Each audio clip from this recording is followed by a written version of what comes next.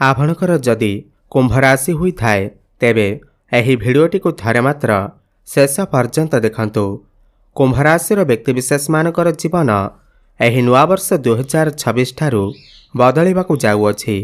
कारण ग्रह नक्षत्र मानकर चलन रे गोटे बहुत बड़ परिवर्तन हेबाकु जाउअछि। काहेकि ना आपणकर राशि रे बृहस्पति पंचम भाव चलन करने जाउछंती, जहाँकि आपणक पई अत्यंत शुभ अटे। एवं शनि 7.5 अंतिम चरण चालुअछि, जहाँद्वारा आपणकर जीवन में किछि बड़ हेबाकु जाउअछि। एहा सहित बुध शुक्र एवं सूर्यंकर मध्य राशि परिवर्तन हेबाकु जाउअछि, जहाँद्वारा आपणकर जीवन में किछि ना किछि बड़ निश्चिंत भाव हेबा। आपणकर जीवन में चलिथिबा समस्त दुख कष्टर अंत हेबाकु जाउअछि। पुनर्बार आपणकर जीवन में खुशी फेरिबाकु जाउअछि। तेबे आसंतु जानिबा एही नुआ वर्ष ठारू कुंभ राशिर व्यक्तिविशेष मानकर जीवन में कौन सबु बड़ परिवर्तन हेबार अछि। एहा पूर्वरु जदि आपणकर भी कुंभ राशि हुई थाए एवं आपण भी ईश्वर को सच्चा हृदय भक्ति करुथांती, विश्वास करुथांती, तेबे एही भिडियोटी को लाइक करी कमेंट बॉक्स रे जय शनिदेव जय माँ लक्ष्मी अवश्य लिखि दियंतु।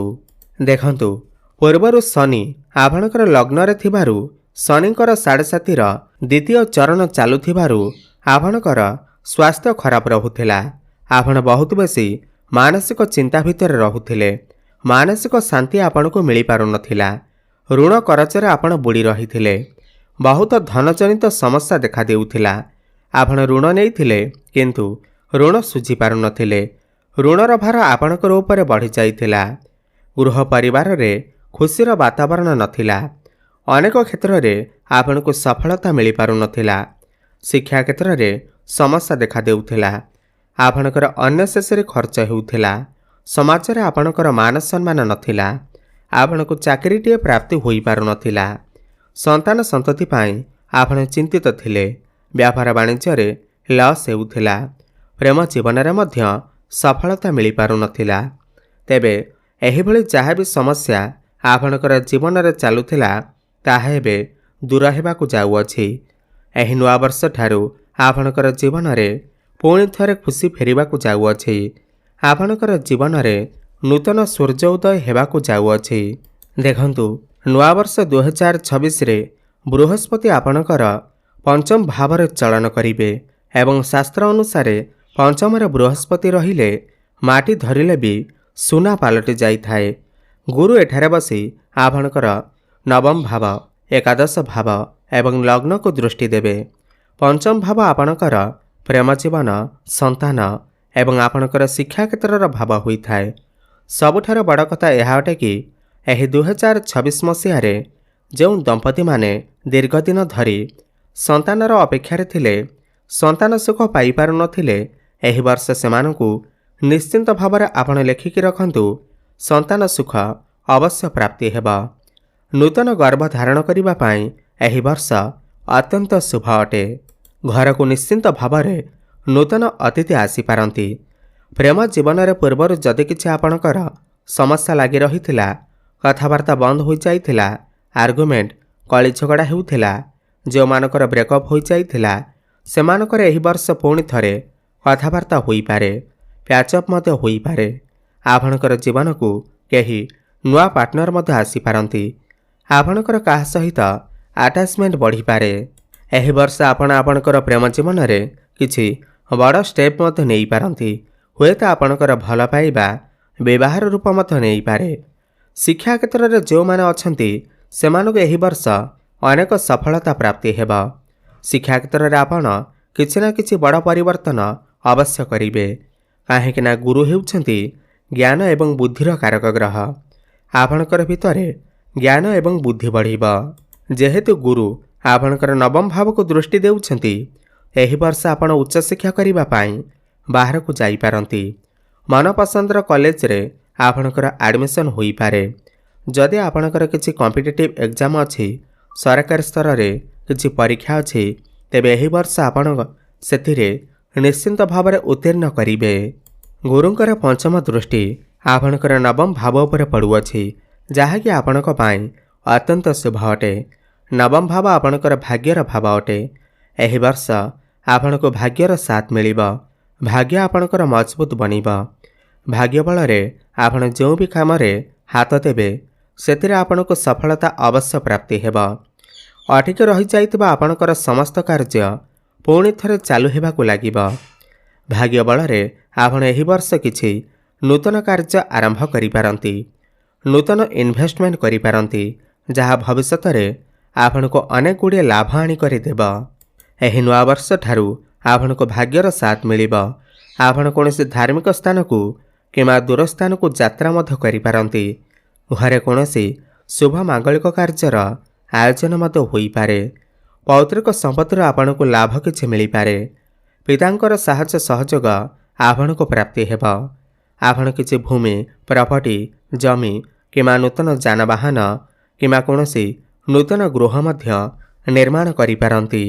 एवं गुरुंकर सीधा दृष्टि आपणकर एकादश भाव उपर रहुअछि। एकादश भाव इच्छा पूर्तिर भाव होइथाय। आपणकर मनस्कामनार भाव होइथाय। लाभर भाव होइथाय। आयर भाव होइथाय। तो एहि नवा वर्ष ठारू आपणकर आयर वृद्धि हेब। धन कमाइबा पाई नुआ नुआ रास्ता आपणको मिलिजिब। पूर्व अपेक्षा आपणकर आयर मध्य वृद्धि देखिबाको मिलिब। आपण निजे देखिबे आपणको पाखकु समय समय रे आकस्मिक धन मध्य आसीब। जो माने शेयर मार्केट स्टॉक मार्केट एवं ट्रेडिंग रे काम करुछंती सेमानको मध्य आकस्मिक धन मध्य प्राप्ति हेब। लाभ भाव को दृष्टि देबार माने हेला आपणको समस्त क्षेत्ररू लाभ ही लाभ प्राप्ति हेब। कर्म क्षेत्र रे मध्य आपणको सफलता प्राप्ति हेब। प्रमोशन जोग बनिब। आपणकर पदोन्नति मध्य होइजिब। कोनोसी एमएनसी कंपनी रू जॉब ऑफर मध्य आसी पारे। एहि वर्ष आपणकर कर्म क्षेत्र रे किछि ना किछि परिवर्तन अवश्य घटिब। सबुठार बड़ कथा एहा अटे कि जो माने दीर्घ दिन धरी चाकरीर अपेक्षार थिले बेरोजगारी थिले एहि नवा वर्ष ठारू सेमानको नूतन कर्म प्राप्ति हेबार जोग बनिब। आपण चेष्टा जारी रखंतु। कर्म क्षेत्र रे ऊपर ऑफिसरकर सपोर्ट आपनको प्राप्ति हेब। आपणकर मैनेजमेंट स्किल बढ़िब। आपणकर भितरे दायित्व मध्य बढ़िब। बड़ भाई भौणी सहित संपर्क मजबूत बनिब। आपण धन कमाइबा पाई किछि एक्स्ट्रा इनकम करिबा पाई आपण भाबी पारंती। बृहस्पतिंकर नवम दृष्टि आपणकर लग्न उपरको रहुअछि माने आपणकर निज उपरको रहुअछि। आपणकर ज्ञान बढ़िब। बुद्धि बढ़िब। समाज रे आपणकर मान सम्मान बढ़िब। लोकप्रियता आपणकर बढ़िब। आपणक जीवन को केही एमिति व्यक्ति आसी पारंती जे आपणको प्रत्येकटी क्षेत्र रे साहाय्य एवं सहयोग करिवे। पूर्वरु जदि आपणकर स्वास्थ्य किछि समस्या रहुथिला ताहा मत दूर होइजिब। आपण स्वास्थ्यवान अनुभव करिवे। किंतु राहु आपणकर लग्न रे थिबारु आपणकर टिके मानसिक चिंता माइग्रेन भली समस्या मुंडबिंधा भली समस्या किछि देखा देई पारे। एथिप्रति आपण टिके ध्यान देबे। देखंतु शनि आपणकर राशि अधिपति होई करी आपणकर द्वितीय भाव रे माने बृहस्पतिंकर घरे विराजमान अछंती एवं बृहस्पति मध्य आपणकर त्रिकोण रे शुभ स्थान रे विराजमान अछंती। शनि द्वितीय रे थिबारु आपणकर जहाँ भी किछि आर्थिक समस्या रहिथिला ताहा सब दूर होइजिब। आपणकर डेली इनकम मध्य बढ़िब। फाइनेंशियल ग्रोथ हेब। नुआ वर्ष ठारू आपणकर बैंक बैलेंस मध्य बढ़िब। घर परिवार रे हसखुसीर लहरी मध्य लागी रहिब। आपण किछि नुआ करी देखै पारंती। आपणकर बाणी रे मधुरता आसीब। आपण आपणकर बाणी द्वारा किछि कार्य करि पारंती एवं सेथिरे मध्य सफलता प्राप्ति करिवे। जो माने ऑनलाइन क्षेत्र रे काम करूछंती डिजिटल मार्केटिंग रे काम करूछंती फाइनेंस क्षेत्र रे अछंती टीचरशिप लाइन अछंती सेमानको शुभ फल प्राप्ति हेबा। जो माने कंस्ट्रक्शन काम करूछंती इम्पोर्ट एक्सपोर्ट रो काम करूछंती तैल संबंधित काम लौह जातीय काम करूछंती सेमानको एहि वर्ष अत्यंत शुभ फल प्राप्ति हेबा। एवं बृहस्पति मध्य आपणकर षष्ठ भाव चलन करिवे एवं दृष्टि आपणकर द्वादश भाव उपरको देवे।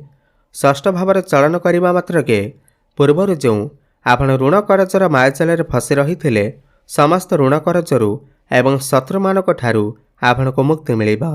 आपण जदि किछि कंपिटिशन भाग नेउछंती କ୍ରୀଡ଼ାରେ ଭାଗ ନେଉଛନ୍ତି ତେବେ ଆପଣଙ୍କୁ ସଫଳତା ଅବଶ୍ୟ ପ୍ରାପ୍ତି ହେବ। ଯେଉଁମାନେ ବ୍ୟାପାର ବାଣିଜ୍ୟ କରୁଛନ୍ତି ସେମାନେ ଏହି ନୂଆବର୍ଷ ଠାରୁ ଅନେକ ଉନ୍ନତି ପ୍ରଗତି କରିବେ। ନୂତନ ବ୍ୟାପାର ବାଣିଜ୍ୟ ମଧ୍ୟ ଆରମ୍ଭ କରିପାରନ୍ତି। କିନ୍ତୁ କେତୁ ଆପଣଙ୍କର ସପ୍ତମରେ, ରାହୁ ପ୍ରଥମ ଭାବରେ ଥିବାରୁ ଆପଣ କାହା ଉପରେ ଅନ୍ଧ ଭଳି ବିଶ୍ୱାସ କରନ୍ତୁ ନାହିଁ, ନହେଲେ ସମସ୍ୟାରେ ପଡ଼ିପାରନ୍ତି।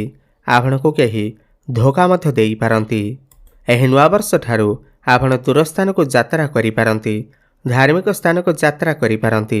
ଯେଉଁମାନେ ମେଡ଼ିକାଲ ଫିଲ୍ଡରେ ଅଛନ୍ତି, ହସ୍ପିଟାଲ ସମ୍ବନ୍ଧିତ କାର୍ଯ୍ୟ କରୁଛନ୍ତି, ସେମାନଙ୍କ ମଧ୍ୟ ଶୁଭଫଳ ପ୍ରାପ୍ତି ହେବ।